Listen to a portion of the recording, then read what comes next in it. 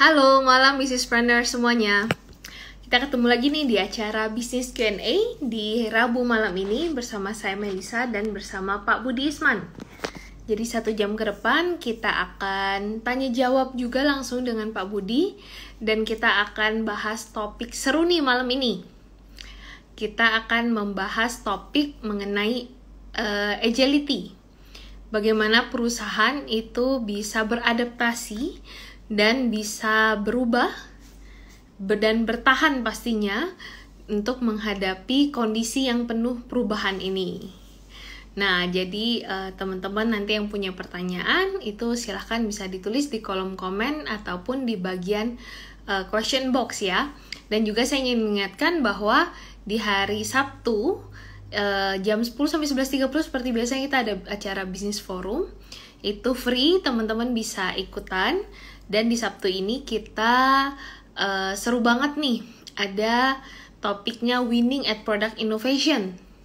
Nah, kita akan belajar langsung dari Pak Edi Kemenadi. Beliau adalah R&D and Product Development Expert di Business ID dan juga beliau sudah berpengalaman lama di perusahaan multinasional seperti di Danone dan Unilever. Nah, jadi teman-teman bisa belajar nih mengenai product innovation. Oke. Saya connect dulu ke Pak Budi ya.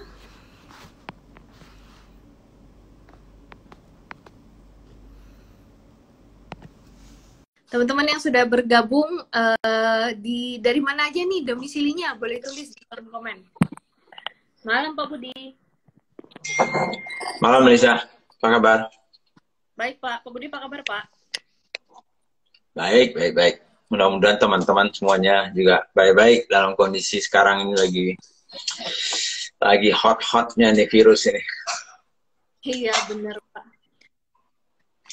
Harus dijaga semuanya, teman-teman harus jaga. Ini gelombang kedua ini, gelombang kedua yang besar gitu setelah tahun lalu gitu. Balik lagi ke nol nanti kita. Kembali dari nol nih sepertinya Pak. Iya, ayo Ki, ada dari Palembang itu juga. Happy semuanya, selamat malam. Mudah-mudahan topik malam ini ada hubungannya juga. Wah, ada Dodi Balikpapan juga. Ada hubungannya juga sih sebetulnya dengan apa yang sedang terjadi sekarang dan bagaimana ya kita menghadapi situasi begini ya. Gitu. Yes, betul sekali. Oke, kalau gitu langsung saja kita mulai Pak Budi. Jadi topik malam ini mengenai agility ya, bagaimana kita di perusahaan kita, di bisnis kita itu bisa beradaptasi dan berubah menghadapi kondisi di luar yang dinamis banget juga ya, yang penuh perubahan, yang penuh badai mungkin ya saat ini. Oke, silakan Pak Budi. Ya, terima kasih. Selamat malam semuanya, teman-teman. Jadi malam ini, walaupun ini kan bisnis Q&A, tapi selalu kita coba cari topik ya yang menarik untuk kita bisa bahas gitu ya. Supaya membuka pemikiran teman-teman dan juga mungkin ada pertanyaan-pertanyaan dari sini yang bisa juga akhirnya mungkin kita coba jawab ya sebisa kita gitu ya. Jadi topiknya adalah soal agility dari sebuah perusahaan ya dalam menghadapi situasi yang terus-menerus berubah ya, yang tidak tidak menentu gitu ya, termasuk dalam kondisi seperti yang sekarang ini, di mana tentunya dengan adanya COVID tahun lalu gitu ya, kemarin sudah ada sedikit mereda, tapi kembali sekarang naik lagi luar biasa, ada varian-varian baru. Dan tentunya pemerintah dan semuanya kita itu juga ya, tentunya harus memilih ya apa yang harus kita lakukan. Nah, pasti dampak dari faktor-faktor yang di luar kita kontrol itu tentunya akan mempengaruhi juga bisnis kita gitu. Saya yakin ya, dan itu juga terjadi tahun lalu gitu ya. Jadi pengalaman tahun lalu seperti yang saya sampaikan Melisa di feed saya ya, di posting saya sebelumnya kan saya bilang juga bahwa coba pelajari kembali apa pelajaran yang didapatkan tahun lalu gitu ya. Coba lihat apa yang berhasil, apa yang kurang berhasil, kemudian tentunya fokusnya kita simpel saja, bagaimana kita bisa bertahan bisa survive, ya tentunya sebagian dari teman-teman malahan bisa tumbuh, saya yakin gitu ya. Jadi bukan sesuatu yang harus kita takuti tentunya ya, tapi harus sesuatu yang kita bisa kelola, itu yang penting kan ya. Nah, jadi masuk ke topik kita malam ini soal agility ya. Agility itu apa sih? Agility, banyak orang agile ya, agile kata orang ya.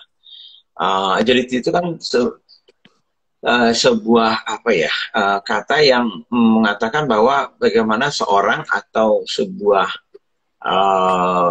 organisasi atau bisnis itu bisa beradaptasi, bisa bertahan dan terus mungkin berkembang gitu ya dalam situasi yang penuh ketidakpastian ini, seperti yang terjadi sekarang ini. Nah, saya ambil topik ini supaya konteks untuk teman-teman selain dari apa yang kita hadapi sekarang ini situasinya, tentunya saya juga ingin mencoba membangun pemikiran-pemikiran ke teman-teman yang ingin membangun bisnisnya menjadi besar, sustainable, profitable, dan tumbuh gitu ya. Nah, pengalaman saya dan juga pengalaman banyak teman-teman karena saya memang sudah cukup lama ya dalam berbisnis maupun menjalankan sebuah bisnis ya, sudah lebih dari 30 tahun gitu ya. Saya sudah melihat perubahan-perubahan yang terjadi gitu ya. Jadi ada hal-hal yang dulunya mungkin bisa berhasil gitu ya kita lakukan dengan situasi dulu, dengan situasi sekarang belum tentu ya, belum tentu. Walaupun mungkin secara konsep ya tetap saja mungkin tidak berubah terlalu banyak gitu. Tapi banyak hal-hal yang mungkin tadinya tidak ada, sekarang jadi ada. Nah, disitulah kepentingannya kita sebagai pemilik bisnis atau kita yang mengelola bisnis gitu ya, untuk bisa menyesuaikan dengan kondisi yang ada sekarang ini gitu. Nah, saya nggak tahu Melisa misalnya bisnisnya mulai kapan gitu, tapi minimal dari misalnya 15 waktu saya pensiun 2010. Tahun 2010 itu aja menurut saya dengan tahun sekarang sudah 11 tahun ya. Itu jauh sekali ya berubahnya gitu ya. Percepatan perubahan-perubahan yang harus terjadi. Nah, kalau kita nggak bisa beradaptasi ya, melakukan perubahan, kemudian berinovasi ya, maka kita akan tidak relevan lagi gitu. Nah, kalau kita sudah tidak relevan, berarti kita bukanlah sebuah perusahaan yang agile namanya. Jadi agility-nya kita atau tingkat kemampuan kita beradaptasi dan menyesuaikan diri dengan kondisi itu menjadi berkurang. Nah, itu tentunya tidak sesuai dengan apa yang kita selalu sampaikan. Kalau ingin membangun bisnis yang sustainable, berarti kan jangka panjang. Betul. Nah, jangka panjang itu kan kalau dulu mungkin sekali 10 tahun baru mungkin zaman saya mungkin dulu 5 tahun aja perubahan terjadi itu sudah luar biasa itu. Wah, ini udah berubah lagi kan ya. Habis itu makin lama makin cepat toh. Setahun berubah lagi. Nah, sekarang kadang-kadang sekali berapa bulan sudah berubah gitu. Nah, ini kan kemampuan kita. Ya coba aja lihat teknologi terutama ya. Handphone dulu mungkin sekali 5 tahun baru ganti model gitu ya, mobil juga gitu. Sekarang tiap tahun, malah setiap 6 bulan sekali mungkin sudah melakukan perubahan toh. Nah, jadi apa yang kita lakukan sekarang ini memang cepat sekali. Nah, bagaimana caranya kita beradaptasi kan itu ya dengan situasi seperti ini. Nah, tentunya kita tidak bisa memakai pola pikir yang lama itu gitu ya. Walaupun saya selalu mengatakan banyak hal-hal yang secara fundamental mirip gitu ya, sepanjang mata gitu ya. Tapi bukan yang soal yang fundamentalnya yang kita bicarakan sekarang ini adalah masalah bagaimana kita beradaptasi terhadap perubahan-perubahan ya. Di mana fundamentalnya tetap sama, tapi bagaimana kita menjalankan, mengelola, kemudian mengeksekusi organisasi kita itu yang harus beradaptasi. Nah, contohnya apa? Misalnya ya, contohnya dengan kondisi sekarangnya lah misalnya. Nah, kalau dulu misalnya kita hanya mengandalkan bisnis kita offline misalnya ya, dengan kondisi mungkin tanpa COVID ini mungkin kita masih survive misalnya ya. Karena kita ada tuh yang bisnisnya mengatakan, wah Pak, saya nggak cocok ini bisnis saya online, saya harusnya offline. Oke, ya walaupun selalu saya sampaikan ke teman-teman bahwa apapun bisnis kita, unsur teknologi ya harus kita masukkan ke dalam bagian dari strategi pengembangan bisnis kita, termasuk dalam memanfaatkan ya yang namanya virtual, online, internet itu suka nggak suka ya. Walaupun bisnis model kita mengatakan ya kita kan restoran kafe misalnya ya, itu kan offline, orang dine in tempat saya ya, tapi ya tetap saja kita harus menggunakan internet misalnya untuk komunikasi, untuk berinteraksi misalnya sosial media. Jadi unsur-unsur teknologi itu akan tetap harus ada di dalam badan dari strategi kita ke depannya misalnya ya, itu contohnya ya. Yang kedua, contoh yang saya katakan tadi itu akibat dari misalnya tadi itu mungkin hanya offline, tapi karena dipaksa oleh situasi yang berubah seperti COVID dan segala macam, maka buru-buru kan kita harus memikirkan ya bisnis model yang baru nih kan gitu ya. Apa nih bisnis model yang baru nih kalau kita nggak bisa mendekatkan diri kita dengan konsumen kita pada saat dengan cara yang lama, tentunya kita harus bisa survive ya, kita harus mendekatkan diri dengan cara yang baru gitu. Nah, walaupun tentunya kita harus menyesuaikan juga cara-caranya itu gitu ya, sesuai dengan tentunya perilaku dari konsumen yang kita sudah pilih ya sebagai sasaran yang kita ingin layani gitu ya. Nah, yang kedua, yang ketiga ya, yang ingin saya sampaikan adalah bahwa biasanya pengalaman saya selama ini juga, terutama setelah saya pensiun ya, saya melihat ya, saya bergaul setelah pensiun itu bergaul banyak, totally terbalik banget saya dulu ya. Dulu saya hanya memikirkan perusahaan-perusahaan besar gitu ya. Tapi kemudian setelah pensiun saya banyak sekali membantu memikirkan perusahaan-perusahaan kecil, UMKM ya, dan banyak pelajaran yang saya dapatkan di dua-duanya. Yang besarnya saya dapat pelajaran, yang kecilnya juga saya dapat pelajaran. Baik buruknya itu ada semua gitu ya. Nah, sehingga ini yang kita coba pelajari. Makanya di dalam posting saya bilang zaman sekarang ya, gajah pun harus bisa menari, bukan kelinci aja gitu ya. Jadi biasanya itu kelebihan dari bisnis-bisnis kecil, UMKM dan segala macam itu adalah fleksibilitasnya, dan itu salah satu unsur dari agility itu sendiri ya, agile-nya itu ya, kemampuan beradaptasi dan kecepatan kita untuk melakukan perubahan-perubahan ya. Dan itu secara natural sih, Melissa. Ya secara natural ya kecil itu ya berlincah gitu ya. Yes. Nah, tapi kalau dulu ya apa istilahnya itu dulu ada istilahnya too big to fail ya istilahnya ya. Jadi berlomba-lomba kita menjadi sedemikian besarnya supaya nggak mungkin kita gagal saking besarnya gitu ya. Nah, itu tidak berlaku kan sekarang ini gitu ya.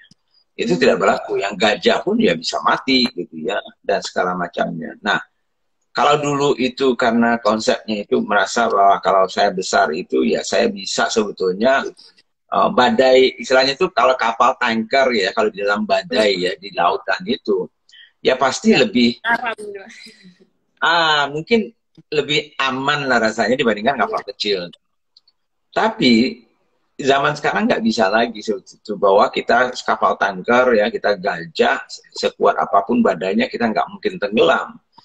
Nah, itu nggak bisa lagi. Dan inilah yang harus kita pikirkan. Bagaimana caranya kita sebagai bisnis yang masih kecil misalnya ya, atau UMKM, itu pada saat kita membangun, ya mengakselerasi bisnis kita menjadi sebuah bisnis yang besar, maka ada dua hal yang saya selalu minta ke teman-teman pertahankan. Ya.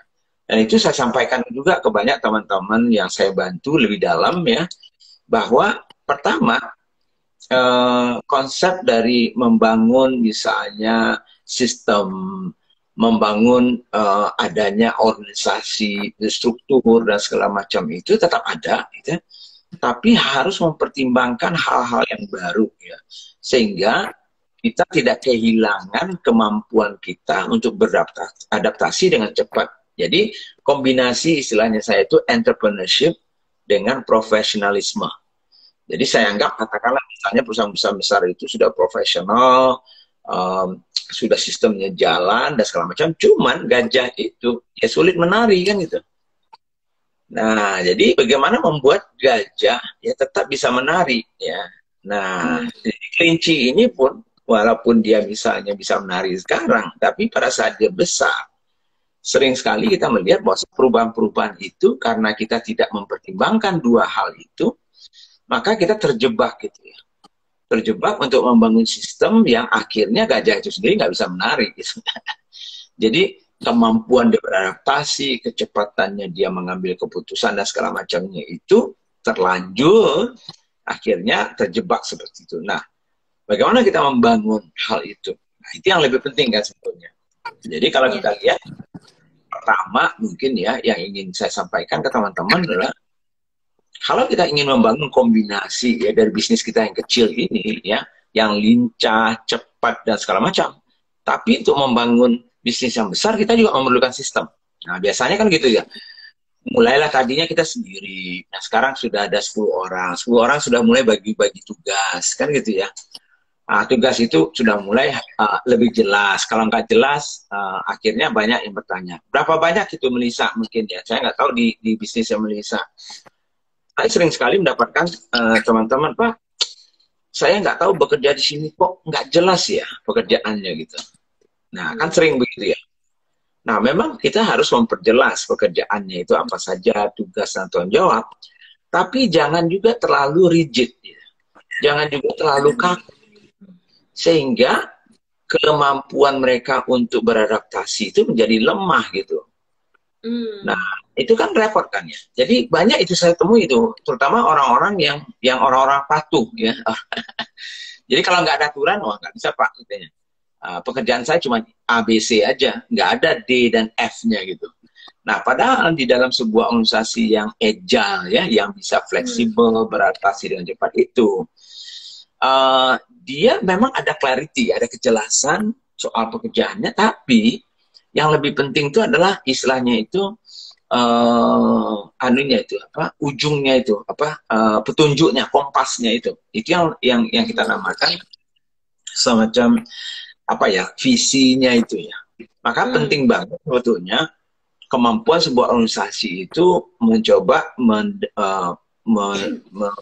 menyampaikan, mengkomunikasikan jelas tujuannya itu apa, visinya apa, sehingga itu yang menjadi istilahnya itu guidance-nya ya, istilahnya itu apa, bintang utaranya lah ya, atau kompasnya kan gitu ya. Jadi artinya apa? Kalaupun kita nggak clear banget pekerjaan kita, tapi kita kompas kita masih ada, kan itu yang penting. Yes. Nah, jadi artinya apa? Orang-orang yang misalnya bekerja di sebuah organisasi yang agile, ya, yang bisa beradaptasi dengan cepat, nantinya itu. Jadi jangan juga terlalu rigid kita. Nah, ini banyak teman-teman kan terjebak itu. Bahwa ya kita membuatkan job description segala macam, tapi ya kembali, tapi nanti terlalu rigid. Nah, kan itu ya. Nah, cuman ada persoalannya. Kalau kita melihat contohnya tadi itu ya. Untuk mendapatkan orang yang bisa membaca agar misalnya pekerjaannya itu sebetulnya walaupun ada di katakanlah sudah dikasih tahu nih, ini loh pekerjaan 1, 2, 3 ya. Nah, orang yang kita butuhkan, tentunya orang yang akan kita butuhkan di dalam sebuah organisasi yang jangka masa depan gitu ya, yang agile ini atau yang bisa beradaptasi ini, itu adalah orang-orang yang memang tidak orang yang tipe hanya menunggu perintah gitu. Ini tipe orang yang proaktif, tipe-tipe orang yang punya pemikiran-pemikiran sendiri, berani mengambil risiko misalnya ya. Karena itu kan entrepreneurship sebetulnya. Jadi entrepreneurship di dalam sebuah organisasi itu juga harus ditularkan ya. Jadi dia nggak menunggu bosnya untuk mengambil keputusan itu. misalnya. Ya, walaupun misalnya tentunya tergantung juga nantinya bosnya sendiri bagaimana. Nah, kalau bosnya sendiri setiap anak buahnya misalnya mencoba membuat keputusan yang bagus misalnya, atau mencoba lah minimal tapi gagal gitu. Lalu dimarahin gitu. Dimarahin, dimaki-maki, kamu sih gitu ya. Nggak ngikutin apa yang saya anunya. Kamu pokoknya ikuti aja perintah saya gitu misalnya kan gitu. Nah kalau udah begitu ya orangnya juga akhirnya ya udah kalau gitu saya nggak perlu inisiatif, saya nggak perlu proaktif, saya nggak perlu ngambil risiko, saya ikut aja. Nah kalau kita sudah punya tim yang seperti itu, nah itu bukanlah tim yang akan bisa membuat bisnis kita agile atau bisnis yang agility-nya itu kurang gitu. Jadi tadi itu pertama soal bagaimana kita membuat sistem yang tetap ada supaya juga tidak kacau banget gitu ya. Tetapi cukup fleksibel karena ada bintang utaranya, ada kompasnya, itulah yang akan menjadi. Nah, salah satu kompasnya itu adalah tentunya customer kita. Kan itu ya, customer kita. Ya, selain dari visi kita itu tentunya customer kita. Maka kita juga harus beradaptasi dengan perubahan-perubahan konsumen kita, perilakunya bagaimana, dan segala macamnya itu.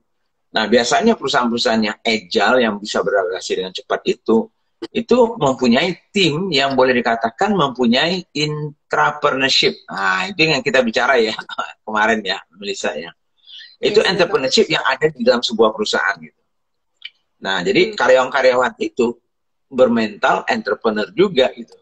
Nah, itu penting ya kita lakukan ya.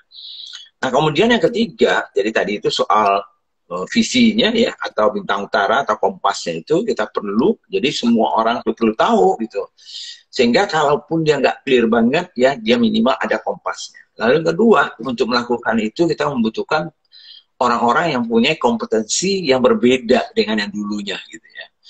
Lalu yang ketiga tentunya adalah mindsetnya shift kita itu dalam mengambil keputusan misalnya ya. Keputusan sekarang ini kadang-kadang kita tidak bisa, saking cepatnya informasi itu, saking banyaknya informasi yang kita bisa dapatkan, dan cepatnya perubahan-perubahan itu, kita tidak bisa menunggu perfection istilahnya ya. Kita menunggu bahwa saya akan ambil keputusan kalau saya sudah dapat semua informasi. Itu nggak bisa lagi. Jadi kecepatan kita mengambil keputusan, kadang-kadang hanya dengan 50% saja mungkin informasi, ya harus berani gitu. Harus berani. Walaupun tentunya tetap ada risikonya ya. Bagaimana cuman jadi kita juga membutuhkan keinginan manajemen untuk mengambil risiko itu gitu. Juga timnya mau juga. Lalu yang keempat tentunya seperti yang saya bilang tadi itu, kita membutuhkan leader-leader ya, bisnis leader atau owner atau founder yang betul-betul bisa membedakan timnya ya, sehingga timnya itu punya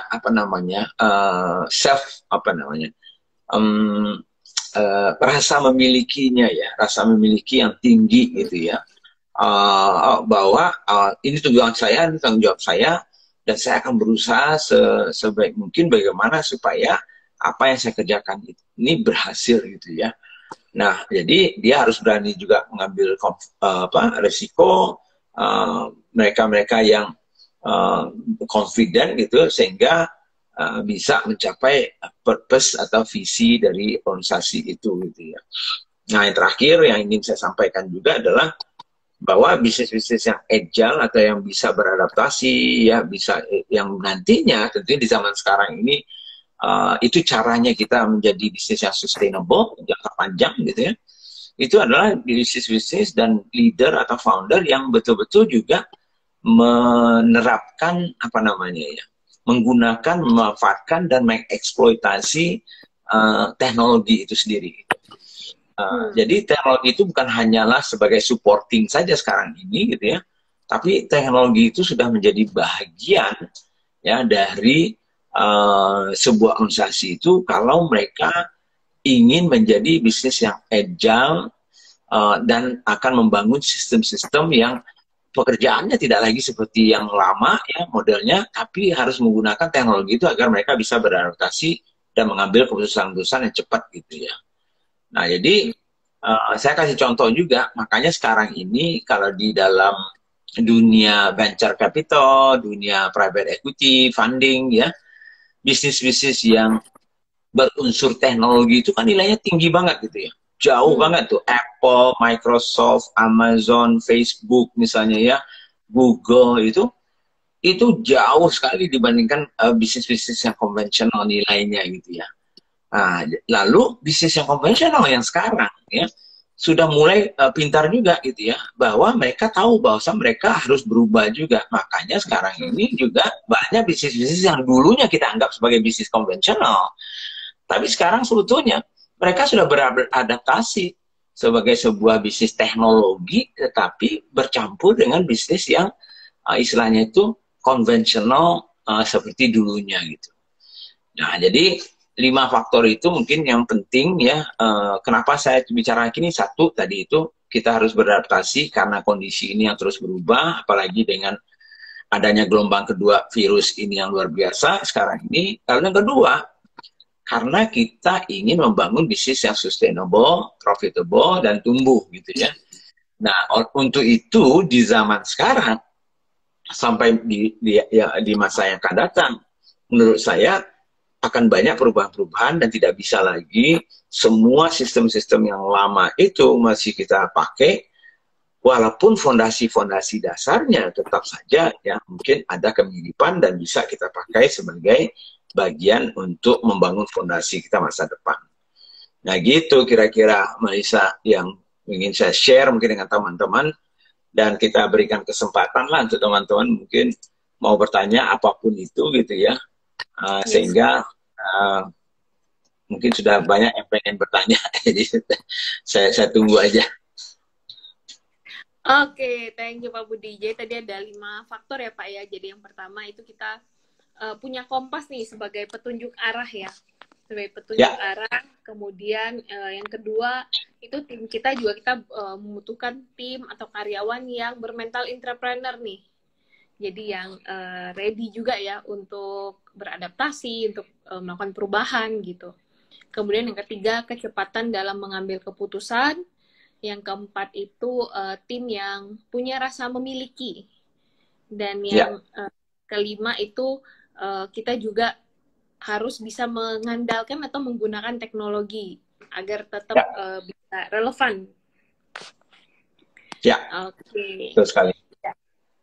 Oke, nah teman-teman kita buka sesi tanya jawab. Jadi teman-teman yang punya pertanyaan itu boleh tulis di kolom komen ataupun di bagian question box, boleh terkait dengan topik kita malam ini ataupun ada topik lainnya juga boleh.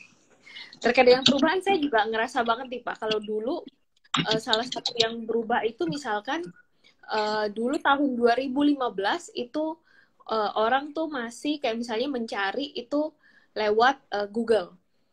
Ya. Itu jadi SEO itu di zaman itu adalah sesuatu yang hot banget. Ya, betul. Nah, kita ngandalin SEO di zaman itu masih bisa gitu.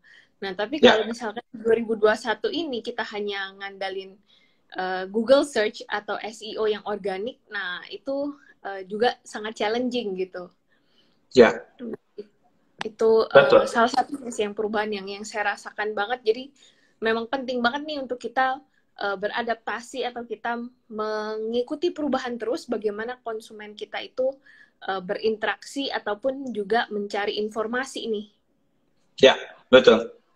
Ya, contohnya aja juga kalau dulu misalnya perubahannya dari misalnya informasi lah, kita dapatkan mungkin dari TV, news yang media konvensional lah, media TV, radio, atau koran yang masih printing itu. Lalu setelah itu keluarlah yang .com-nya itu ya, seperti detik.com dan segala macam misalnya ya, yang memberikan kita informasi yang secara online gitu, lewat internet dan segala macamnya. Tapi sekarang pun coba lihat ini. Sekarang misalnya media yang Facebook misalnya ya, itu sudah menjadi media informasi, baik secara di media informasi untuk bisnis yang untuk media konvensional, maupun misalnya media-media yang non konvensional, di mana semua orang sekarang ini bisa mengirimkan berita gitu ya, Betul. bisa membuat opini sendiri, dan itu menjadi banyak sekali informasi. Nah, termasuk Instagram, termasuk mungkin yang lain-lain. Jadi sosial media itu fungsinya bukan lagi sosial media tok kan itu, malahan mencari. Saya malahan sudah jarang, saya malahan banyak sekali saya dapatkan informasi-informasi dari Instagram kan itu. Yang kadang-kadang ya karena semua orang akan ada di platform itu juga gitu kan ya. Jadi ini salah satu perubahan-perubahan yang juga cukup banyak gitu. Yes, betul sekali Pak. Oke, kita ke pertanyaan pertama dari Jamaluddin Alasnawi. Pak izin bertanya, saya jualan es nggak jauh dari Blue Korinci. Gimana caranya biar tetap laris dan eksis saat musim hujan? Ditambah lagi pandemi seperti es ya, Bu jual es ya? Ya, jual es Pak. Jadi gimana supaya tetap bisa eksis saat musim hujan, ditambah lagi pandemi seperti sekarang, sementara kompetitor semakin banyak. Nah, saya nggak tahu esnya itu es biasa atau batu es atau es krim atau apa gitu ya. Iya, tapi kalau ada produk-produk yang memang musiman. Ada juga produk-produk yang memang tergantung juga ke cuaca ya. Walaupun kembali saya katakan tadi itu, kalau kemampuan kita beradaptasi itu ya itu salah satunya adalah pemilihannya. Pemilihan bisnis kita sendiri gitu ya. Nah, kalau pilihan bisnis kita adalah jual es ya pasti kita berharap ya hari itu panas terus kan gitu. Nah, kalau nggak panas, adakah orang mau membeli es? Mungkin ada, tapi pasti mungkin kurang. Nah, pertanyaannya adalah misalnya bagaimana kita membuat misalnya produk atau jasa kita itu menjadi relevan di setiap waktu misalnya. Nah, itu yang mungkin harus kita cari. Ya, saya nggak bisa memberikan solusinya sekarang kan gitu ya. Tetapi relevan nggak misalnya, katakanlah tadi itu, kalau tadinya esnya itu hanya untuk kafe dan segala macamnya, sekarang mungkin es itu relevan nggak misalnya untuk industri misalnya ya, relevan nggak untuk orang-orang yang lain yang mungkin kebetulan menggunakan itu bukan sebagai bahan baku, tapi mungkin sebagai bahan pembantu misalnya. Jadi istilahnya itu kalau kita produk kita itu salah satunya adalah memperlebar tentunya jumlah dari calon customer kita, itu meningkatkannya. Tapi salah satu caranya lagi adalah membuat customer kita yang lama membeli lebih banyak, itu vertikalnya. Tapi ada juga cara lain adalah mencoba mencari manfaat yang lain dari produk kita itu. Jadi es itu untuk apa sih kebanyakan misalnya? Oh, es itu sebagai campuran dari minuman misalnya, oke. Apalagi yang bisa digunakan? Nah, mungkin ada penggunaan lain yang bisa kita garap dan ciptakan sehingga itu menciptakan sebuah pasar baru walaupun produknya sama. Nah, mungkin itu sih, mungkin yang bisa saya sarankan ke beliau itu. Oke, Pak. Wah, ini rame nih pertanyaan teman-teman. Kita lanjut ke pertanyaan dari Dua Susu Cafe. Kondisi seperti ini, kita tetap fokus cari profit atau hanya fokus bertahan? Menurut Pak Budi, bagaimana Pak? Ya, sebetulnya profit itu kan hasil dari omset atau revenue dikurangi biaya. Kalau revenue kita lebih besar daripada biaya, kita punya profit gitu ya. Ya pasti kita bisa maunya cari profit gitu ya. Tapi kalau kita misalnya revenue kita lebih rendah daripada biaya kita, ya kita nggak mungkin punya profit. Artinya minimal kita harus bertahan kan itu ya. Kan ada kondisinya, ada 3. Kondisi pertama, profit itu paling bagus. Artinya revenue Anda lebih besar daripada biaya Anda. Tapi kalau itu nggak bisa, yang kedua minimal yang harus kita kejar, yang namanya impasse atau break even lah misalnya ya. Jadi artinya revenue Anda sama dengan biaya Anda, kira-kira kan itu. Nah, jadi artinya profitnya mungkin 0, tapi kita masih hidup, masih survive kan gitu.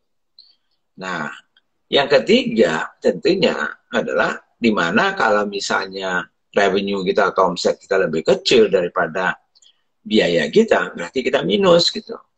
Nah, minus ini semuanya akan tergantung ya Nah, artinya kita berdarah-darah ini kan gitu ya. Tergantung ke kekuatan cash flow kita. Kalau cash flow kita nggak kuat, kalau kita minus misalnya minus 10 juta setiap bulan, ya. Lalu kita hanya punya tabungan 50 juta. Nah, untuk bertahan, berarti kalau kita minus 5 bulan, berarti 5 bulan itu sudah habis tabungan kita. Ya kan? Nah, jadi kalau kita nggak melakukan sesuatu, maka tabungan kita akan habis. Jadi, kalau kita sudah minus seperti itu, ada dua cara ini. Jadi satu adalah kita mencari cara yang terbaik untuk meningkatkan revenue, atau cara yang harus pahit, kita mengurangi biaya, gitu ya. Makanya ada satu postingan saya mengatakan kadang-kadang kita perlu mengamputasi kaki kita, ya. Kalau karena kita punya kanker, gitu ya, minimal cacat tapi masih hidup, dibandingkan kita hidup, ya, dengan tanpa cacat tapi hidupnya sebentar gitu. Setelah itu mati gitu. Nah, jadi itu pilihan. Oke, Pak. Kita lanjut. Ini sebenarnya ada beberapa pertanyaan terkait dengan mindset entrepreneur nih. Ini dari Ratna Lydia. Bagaimana membentuk mental entrepreneur karyawan yang komplit? Karena ada beberapa generasi, baik itu generasi X, Y, milenial, dan Gen Z. Iya, memang membentuknya itu nggak gampang ya, terutama kalau untuk semakin tua orang biasanya semakin sulit untuk berubah, seperti saya gitu ya. Ya, walaupun saya akan ya, saya harus berusaha berubah terus, kalau nggak relevan saya ngomong di sini kan gitu. Tapi sebetulnya caranya itu apa? Satu adalah menciptakan lingkungan yang memang bisa menghidupi mindset dari entrepreneurship itu atau entrepreneurship itu. Contohnya gini, salah satu unsur yang paling penting dalam sebuah dalam entrepreneurship ya, atau entrepreneur itu adalah misalnya berani mengambil risiko misalnya. Nah, kalau kita tidak menciptakan lingkungan yang kita sendiri tidak mau tim kita mengambil risiko, maka jiwa entrepreneurnya tidak akan berkembang. Itu contohnya kan itu.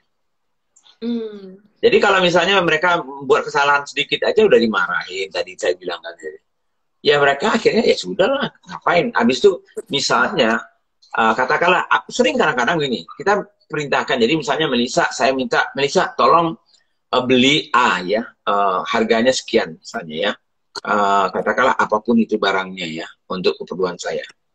Lalu tiba-tiba Melisa pergi ke pasar misalnya, lalu di pasar itu yang A itu tidak ada gitu ya, yang ada B gitu. Nah, B ini sebetulnya fungsinya sama dengan yang A gitu, tapi dia berbeda gitu. Nah, harganya kebetulan lebih murah gitu, tapi fungsinya sama gitu. Lalu Melisa mengambil keputusan itu. Jadi belilah B, Pak, saya kan minta A. Katakanlah A harganya 10.000, tolong beliin. Nah, sekarang A-nya nggak ada kebetulan. Cuman karena Melisa mengatakan daripada saya balik, ini ada B, produk B, yang sebetulnya fungsinya sama, tidak berubah, dan malahan lebih murah gitu ya. Maka Melisa ngambil keputusan nih, beli. Nah, datang ke saya, Melisa lalu mengatakan, ini Pak Budi, saya beli yang B gitu ya. Ini sebetulnya fungsinya sama dan lebih murah. Jadi menurut saya ini akan menghemat Pak Budi, walaupun fungsinya tetap sama. Gitu. Lalu saya mengatakan, wah kamu ini gimana sih? Kan yang saya perintahkan belinya A, ya. Kamu beli B, ya. Saya nggak mau seperti itu. Nah kalau udah begitu, Melisa nggak mau lagi mencoba berinisiatif, ya, mencoba proaktif, mencoba berpikir, loh toh kan biayanya lebih murah. Kemudian fungsinya sama gitu ya. Nah, apa sih yang jadi pertimbangannya? Ya, itu hal-hal yang lingkungan itu aja coba dulu ya. Coba bangun lingkungan yang orang mau mengambil keputusan dan risiko, mau proaktif, mau mempunyai inisiatif gitu ya. Kemudian selain dari menciptakan, nah ini yang penting menciptakan, tetapi kita istilahnya itu merayakan ya, atau memuji atau apapun namanya ya, kita embrace ya, embrace itu apa ya namanya? Kita bangga dengan lingkungan yang seperti itu. Kita apresiasi, sorry ya, betul. Jadi kita apresiasi malahan orang ambil risiko itu.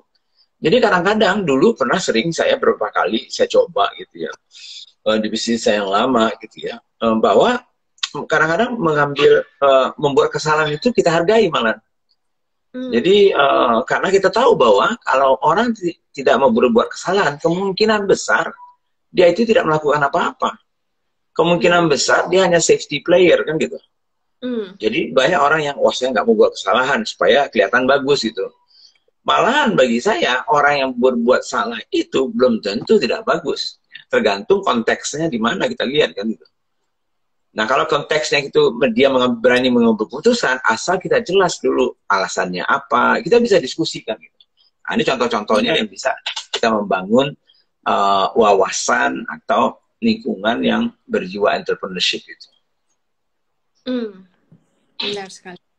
Jadi dari kita sebagai pimpinan itu sangat penting ya Pak ya untuk tadi memberikan ruang itu ya, ruang untuk mereka mengambil resiko, dan tentunya kita juga harus menerima bahwa ada resiko di mana kalau mereka melakukan kesalahan gitu. Ya, betul sekali. Malah saya akan heran kalau entrepreneur ya tidak membuat lingkungan itu seperti itu gitu. Karena mereka sendiri juga entrepreneur kan itu. Mereka juga membuat kesalahan gitu. Jadi harusnya ya lain kalau kita pekerja awalnya ya. Pekerja awalnya lalu kita jadi pemimpin perusahaan itu dari awalnya bukan jadi entrepreneur, dari pekerja gitu. Nah itu kan beda mungkin ya. Walaupun ya tetap aja waktu zaman saya dulu jadi CEO, ya saya selalu mencoba ya teman-teman itu berusaha untuk mengambil keputusan gitu. Dan tidak selalu dimarahi kalau ada, kecuali kan signifikan banget misalnya ya, dan itu pasti harus dibicarakan dulu gitu. Betul sekali Pak. Oke, dari pertanyaan dari Arif Rahman, nah ini agak menyambung yang tadi nih Pak. Tadi mengenai mengajak para karyawan berpikir sebagai entrepreneur, tapi ada kekhawatiran si karyawan itu jadi buka usaha yang sama gitu. Nah, itu harus dibedakan ya antara, makanya kan ada modul yang kita lagi buat ya untuk salah satu perusahaan itu ya Melissa ya. Itu yang makanya kita namakan intrapreneurship. Jadi entrepreneur dengan intrapreneur. Intrapreneur itu adalah karyawan. Dia karyawan, tapi mereka menjalani profesinya sebagai karyawan itu harus disuntik dengan virus entrepreneurship. Sehingga dia menjadi intrapreneur. Bukan untuk membangun perusahaan sendiri, tetapi untuk menggunakan konsep-konsep intrapreneurship itu dalam mengerjakan pekerjaannya. Seperti tadi itu, ngambil risiko. Itu kan contohnya ya. Ada itu. Lalu mengambil inisiatif misalnya ya. Kemudian misalnya apalagi melihat segala sesuatu itu dengan efektif dan efisien, misalnya seolah-olah itu bisnis kita sendiri. Bukan mengajarkan teman-teman itu membangun perusahaan, tidak, bukan itu ya, bukan itu maksudnya ya. Jadi konsep-konsep dan pemikiran-pemikiran entrepreneur yang bisa digunakan dan membantu karyawan itu untuk menjadi lebih efektif dan efisien. Sehingga dia menjadi bisnis yang agile dan mempunyai agility, kemampuan untuk beradaptasi dan juga tentunya berubah ya sedemikian rupa. Kalau tidak, mati itu perusahaan. Benar Pak. Oke, kita lanjut ke Nur Cahyani. Kalau karyawan ada yang tidak agile, harus diapakan nih Pak? Ya, karyawan yang agile itu tentunya kita harus punya ukurannya. Nah, jadi ukurannya itu maksudnya yang bisa beradaptasi, misalnya ya, yang fleksibel, mampu menerima perbedaan-perbedaan, bisa menerima sesuatu yang baru, selalu mempertanyakan hal-hal yang normal dan status quo misalnya ya. Itu hal-hal yang membuat seorang karyawan itu agile ya. Nah, bagaimana kalau karyawan itu tidak seperti itu? Ya menurut saya kita harus berikan kesempatan mereka untuk belajar. Berikan environment atau lingkungan kerjanya itu yang bisa mereka bisa menjadi agile. Tapi kalau itu adalah sebuah persyaratan untuk kita nantinya ke depan, ya bisa saja ya karyawan itu menjadi karyawan yang mungkin tidak bisa menjadi potensi karyawan masa depan kita. Mungkin sekarang masih bisa. Mungkin dia masih bisa bekerja di pekerjaan-pekerjaan tertentu. Tapi mungkin bukan tipe leader, calon leader kita nantinya. Bisa saja. Jadi tidak semuanya juga akan seperti itu. Dan sangat penting juga, Pak, kalau misalkan baru merekrut itu, mungkin itu salah satu ekspektasi juga yang disampaikan kali ya, Pak ya. Jadi mereka tuh buat kalau di sini ya harus siap gitu. Siap untuk berubah, siap untuk yang tadi nggak rigid pekerjaannya, mungkin job desk-nya seperti ini, tapi siap-siap kalau misalnya ada perubahan atau ada penambahan gitu. Iya, iya. Dan itu harusnya menjadi sebuah ukuran pada saat kita merekrut karyawan kita. Itu menjadi kompetensi yang kita butuhkan gitu. Jadi selain kalau bisa mereka sudah punya itu gitu sebelum masuk gitu. Nah, sehingga lebih gampang untuk kita gitu dibandingkan kalau mereka nggak punya, kita harus didik dulu kan gitu ya. Tapi kalau enggak ya tentunya ya harus kita didik mereka gitu. Oke, kita lanjut ke pertanyaan dari Zakira Bani. Pak, apakah kelengkapan untuk digitalisasi saat ini perlu dibutuhkan mendesak website atau sementara perlu Instagram, Facebook, dan Marketplace? Sebetulnya tergantung arah bisnis Anda mau kemana ya. Sebab minimal kalau kan kemarin juga ada di posting saya soal B2C ya. B2C itu akan makin populer ya ke depannya ya. Kalau sekarang bisnis model kita, cara kita mendistribusikan atau menjual produk kita misalnya melalui distributor, melalui reseller, melalui toko, ya toko orang lain misalnya ya. Nah, suka nggak suka ya kita harus punya konsep digitalisasi atau teknologi ya. Jadi itu Mas Zaki ya, saya tahu Mas Zaki ya. Jadi kita harus mempersiapkan diri. Nah, minimum tentunya kalau saya sih apapun bisnisnya tetap saya akan buat website yang dimana website itu bisa berfungsi bukan saja sebagai tempat kita berkomunikasi, tetapi bisa menjadi direct selling-nya kita juga gitu. Jadi mulai belajar dari situ ya. Sehingga nanti bisa saja website itu menjadi bagian yang terintegrasi dengan sistem-sistem yang lain seperti misalnya sosial media kita, Instagram, Facebook, TikTok, dan segala macamnya itu diintegrasikan menjadi sebuah omni-channel misalnya. Ya. Nah, termasuk juga kalau misalnya kita masih memakai distributor segala macam, ya nggak masalah sih gitu. Nah, tetapi sudah harus sekarang ini kalau kita mampu ya minimal semua perangkat yang minimum itu harus ada website, ya Facebook, Instagram, misalnya TikTok dan segala macam itu, dan mulai memikirkan bagaimana mengelola itu secara terintegrasi dan sekaligus juga mengeksploitasi itu menjadi bagian dari channel komunikasi dan sales distribusinya kita gitu ya. Karena kayak tadi itu zaman sekarang misalnya seperti reseller, distributor, saya nggak tahu ya, terutama yang online ya, menurut saya terlalu mahal gitu, terlalu mahal costnya gitu, jadi nggak worth it gitu. Oke, ini juga mungkin menjawab pertanyaan dari Ingredient Mix nih Pak. Tadi pertanyaannya, dalam masa pandemi, pendekatan direct to consumer apakah berarti cukup melalui website dan e-commerce saja, mengingat offline store sedang kurang optimal? Tadi sudah terjawab ya Pak ya? Betul. Oke, kita lanjut ke pertanyaan dari, ada di question box, dari Nila Wari. Bagaimana mengatasi rekan yang tidak bisa menerima masukan dan perubahan? Ini rekan atau staffnya dia ya? Kalau rekan pecat aja gitu.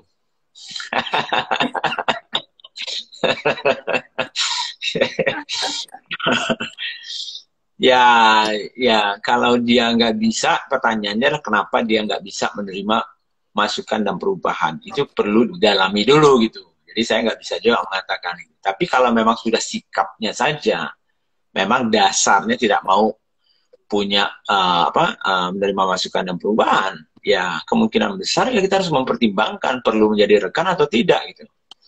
Ya kalau karyawan bagi saya ya kalau itu adalah sebagai salah satu syarat dan kompetensi yang kita butuhkan, ya mereka wajib punya itu gitu. Kalau tidak ya udah nggak usah jadi karyawan kita kan itu. Benar. Oke, kita lanjut ke pertanyaan dari Success People. Ini umurnya masih 18 tahun katanya Pak. Saat ini industrinya di artificial intelligence sudah running hampir 1 tahun, masih dalam tahapan konsep. Belum ada profit, tapi ada yang mau invest cukup besar. Secara general, apa saja yang harus saya pelajari? E-course bisnis ini sudah semua. E-course-nya sudah semua? Sudah. Oke, e-course yang mana nih yang sudah? Ya, jadi kalau memang sudah e-course semuanya sudah, tinggal harusnya Anda membuat semacam business plan ya. Kalau Anda sudah mulai dilirik oleh investor, maka Anda buatlah strategic plan namanya ya, business plan, bukan setahun ya, tapi 3-5 tahun. Biasanya investor yang serius ini akan minta bisnis plan yang 5 tahun ya. Nah, buatlah bisnis plan itu minimal menurut saya pakai misalnya 12 tahapannya SBM gitu dan value creation ya. Coba lihat itu, lalu sesuaikan dengan kebutuhannya gitu ya. Sehingga dari situ Anda akan nanti mempunyai bisnis strategi termasuk financial modelnya. Artinya apa? Forecast Anda terhadap bisnis Anda ke depannya bagaimana. Misalnya traction-nya seperti apa. Misalnya customer-nya traction-nya seperti apa. Customer acquisition cost-nya bagaimana. Kalau funding Anda itu Anda butuhkan untuk apa supaya dia bisa mempercepat. Ingat investor-investor teknologi biasanya itu pasti dia berkeinginan untuk secepat-cepatnya nilai dari perusahaan itu tinggi gitu. Nah, jadi kalau sekarang misalnya nilai 10, ya mungkin dalam setahun maunya nilainya 1000 atau 100 misalnya ya.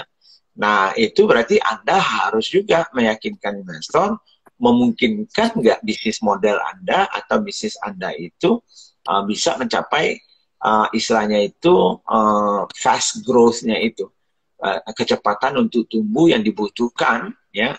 Nah, disitulah butuhnya bisnis strategi, kemudian financial modeling dan forecastingnya, dan kebutuhan funding itu Anda itu apa ya.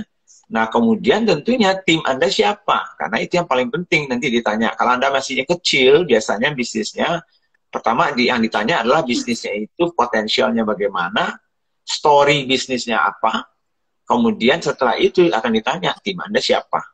Nah itu dia. Oke, kita ke pertanyaan berikutnya dari Ade Satya. Pak, jika produk saya sama persis nih dengan kompetitor, kebetulan saluran distribusi saya melalui toko orang lain. Bagaimana caranya supaya toko ini lebih memilih saya dibandingkan kompetitor? Salah satunya buat exclusive arrangement, misalnya, ya. Mungkin agreement atau persetujuan eksklusif bisa, ya. Artinya kalau Anda berikan dia sesuatu yang lebih, gitu ya, berikan dia istilahnya itu pemanisnya, tapi Anda hanya menjual barang saya, ya, untuk kategori yang sejenis misalnya, ya, itu bisa, sehingga dia tidak bisa menjual barang lain, gitu ya. Itu satu. Nah kalau dia nggak mau eksklusif bagaimana? Kan banyak juga tuh toko yang oh saya nggak mau, saya berhak menjual semua produk yang saya mau.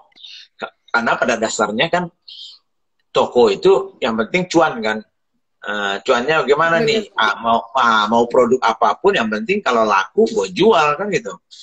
Saya nggak peduli. Nah ujung-ujungnya adalah bagaimana Anda meyakinkan mereka bahwa ya apa support Anda itu, ya sehingga produk Anda itu akan laku dan lebih banyak dijual dibandingkan kompetitornya.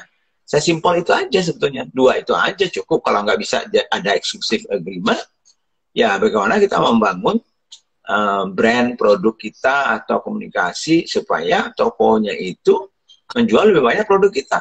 Berarti kita yang harus meyakinkan konsumen untuk datang ke tokonya. Jadi buatlah program-program misalnya, bantu mereka. Nah, sehingga, oh saya ini dibantu nih sama brand yang ini nih, untuk bisa laku lebih banyak. Nah, sehingga pasti mereka akan lebih dekat mungkin dengan kita. Karena yang dilihat itu ya perputaran produknya juga ya Pak ya. Jadi kalau banyak dicari orang, pasti tokonya itu akan lebih bersedia ya Pak. Betul, betul sekali. Oke, ini pertanyaan terakhir nih untuk di sesi ini dari Remy Dodo. Tips cara memisahkan keuangan pribadi dan usaha, karena sumber pendapatan hanya dari usaha. Ya, pertama, kalau saran saya adalah buat 2 bank account. Gitu. Jadi bank account pribadi jangan sama gitu. Itu aja dulu gitu ya. Sehingga uang yang masuk dari usaha harus masuk ke bank account usaha dulu, ya. Nah, kalau kita perlu mengambil uang dari yang usaha itu, baru kita ambil dari bank account usaha itu dimasukkan ke bank account kita. Jadi yang kita gunakan pribadi, kita gunakan bank account yang pribadi itu, misalnya 2 debit card atau apapun lah namanya ya. Disiplin itu saja sudah membantu. Yang kedua tentunya disiplin kita membuat catatan, ya. Catatan uang keluar dan masuk itu Anda nggak perlu akuntan, ya, nggak perlu, tapi harus punya catatan uang keluar masuk, masuknya dari siapa, berapa banyak, kapan masuknya, dan untuk apa. Keluarnya juga begitu, keluarnya untuk apa, kapan, tanggalnya, berapa besarnya, dan untuk apa. Jadi kalau Anda mau minjam uang misalnya, Anda perlu uang ya untuk keperluan pribadi, anggap itu adalah pinjaman dari bisnis Anda. Nah, jadi Anda catat tuh. Misalnya Anda keluarkan dari bank account-nya perusahaan, Anda catat bahwa Anda berutang ke perusahaan Anda. Misalnya saya berutang 1 juta nih. Lalu Anda masukkan itu nah kan karena bank transfer biasanya ada catatan toh. Nah, tadi tertulis di situ, oh utang saya ke perusahaan saya ada nih 1 juta gitu. Nah, nggak apa-apa, boleh aja kok kita berutang kan gitu ya. Nah, tapi kalau kita nggak ada disiplin itu, nah itu yang bikin repot. Kita nggak tahu itu keluarnya kemana, untuk apa, dan segala macam. Oke, thank you Pak Budi. Itu pertanyaan terakhir untuk di sesi kita hari ini. Untuk teman-teman yang tadi belum ikutan dari awal, nanti kita akan save di IGTV, jadi teman-teman bisa lihat lagi. Dan sampai ketemu di hari Sabtu, itu kita ada Business Forum di jam 10 sampai 11.30 dengan Pak Edi Kemenadi. Topiknya tentang product innovation. Nah, ini seru nih, jadi teman-teman bisa ikut dan itu free.